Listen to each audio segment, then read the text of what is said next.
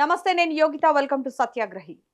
అక్కడెక్కడో పశ్చిమాసియాలో యుద్ధం జరిగితే ఆ మిసైల్ వచ్చి డైరెక్ట్గా మన నెత్తిన పడింది. అది కూడా ఏ ఒక్కడి నెత్తినో కాదు, 140 కోట్ల మందికి పైగా సిలిండర్ షేపులో దూసుకొచ్చింది. కాకపోతే అది ప్రయోగించింది ఏ అమెరికానో ఇజ్రాయెలో కాదు, మన కేంద్ర ప్రభుత్వమే. కమర్షియల్ సిలిండర్ రేటును ఒక్కటేసారి రూ. 993 పెంచేసి అందరి మీద బాంబు విసిరేసింది. పోనీ ఇక్కడితో ఆ పేలుడు బాధ తప్పిందిలే అనుకోవడానికి కూడా లేదు.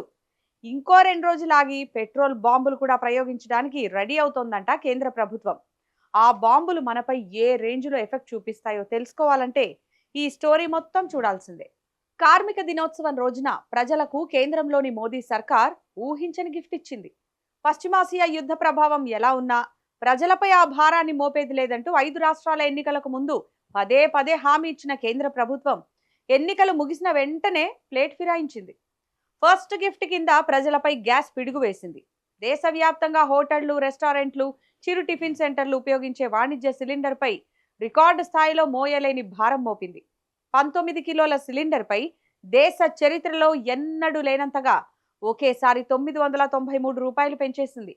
ఫలితంగా కమర్షియల్ సిలిండర్ రేటు రూ. 3071 చేరుకుంది. ఇదే కాదు, డొమెస్టిక్ సిలిండర్ రేటు కూడా తొందరలోనే పెంచే ఛాన్స్ ఉన్నట్టు తెలుస్తోంది. కమర్షియల్ సిలిండర్ రేటు పెంపుతో దేశవ్యాప్తంగా ఉన్న హోటళ్లు, చిన్న టిఫిన్ సెంటర్ల నిర్వహణ ఖర్చులు విపరీతంగా పెరిగే అవకాశం ఉంది. ఈ ప్రభావం డైరెక్ట్గా వినియోగదారుడిపై పడే అవకాశాలే ఎక్కువ. వాణిజ్య ఎల్పీజీ సిలిండర్ ధరను హఠాత్తుగా రూ. 993 పెంచడంపై మోదీ ప్రభుత్వంపై విపక్షాలు తీవ్ర ఆగ్రహం వ్యక్తం చేశాయి.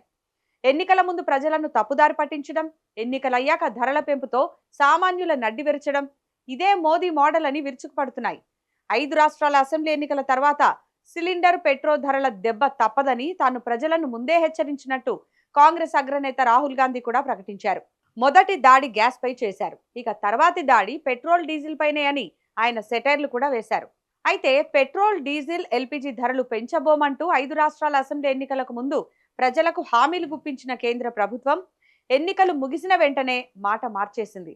అంతెందుకు, బెంగాల్ 2వ విడత ఎన్నికలకు ముందు కూడా పెట్రోల్, డీజిల్ రేట్లు భారీగా పెరుగుతాయని వార్తలు వస్తే, అబ్బే అదేం లేదు, ప్రపంచంలో ఎక్కడ పెరిగినా ఇండియాలో మాత్రం పెరగవు అంటూ ప్రజలకు మెసేజ్ ఇచ్చింది. తీరా 2వ విడత ఎన్నికలు ముగిశాయో లేదో వెంటనే కమర్షియల్ సిలిండర్ ధర ఆకాశానికి తాకింది. ఈ ధరల పెంపు ఇంతటితో ఆగేలా లేదు. పెట్రోల్, డీజిల్ ధరలు మరో వారం రోజుల్లోపు పెరిగే అవకాశం ఉందని తెలుస్తోంది.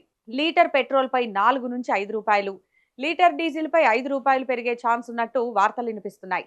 ఇది మినిమం, అంతకంటే ఎక్కువ పెరిగినా ఆశ్చర్యపోవాల్సిన అవసరం లేదు. డొమెస్టిక్ సిలిండర్ పై తక్కువలో తక్కువ రూ. 40 పెరగవచ్చని తెలుస్తోంది. ఎన్నికల్లో రాజకీయ లబ్ధి పొందేందుకు ధరలు పెంచబోమంటూ బుకాయించిన కేంద్ర సర్కార్ ఎన్నికలు ముగిసిన 2 రోజులకే ప్లేటు ఫిరాయించడంపై నెటిజన్లు విమర్శలు గుప్పిస్తున్నారు.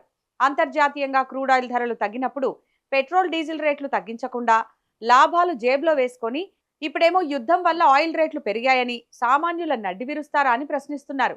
అది కూడా నిజమే కదా, మన దగ్గర ఆయిల్ రేట్లు పెరగడమే గానీ తగ్గింది మాత్రం గుర్తుకు లేదు. ఏ ప్రభుత్వం మారినా ఇదైతే మారదేమో.